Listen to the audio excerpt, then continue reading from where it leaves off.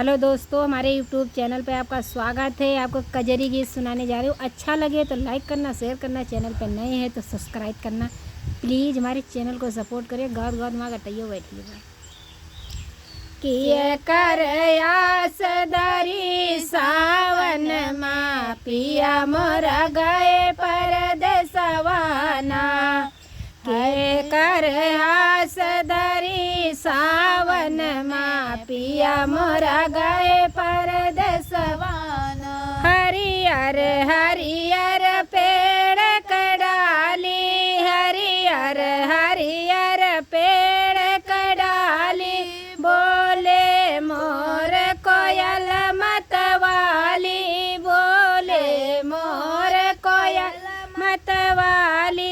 रिमा झिमा बूंद पड़े आंगन में पिया मोरा गए परदेसवाना।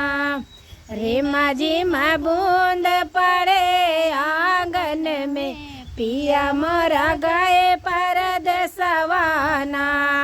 दादुर संग पपियरा बोले, दादुर संग पपियरा बोले, पुरवा पवन परन में डोले, पुरवा पवन परन में डोले। मकई धान खड़े खेतवन में पिया मोरा गए परदेसवाना। मकई धान खड़े खेतवन में पिया मोरा गए परदेसवाना। जे कर पिया गए परदेसवा, वही तक पहुँचाए मोर संदेशवा।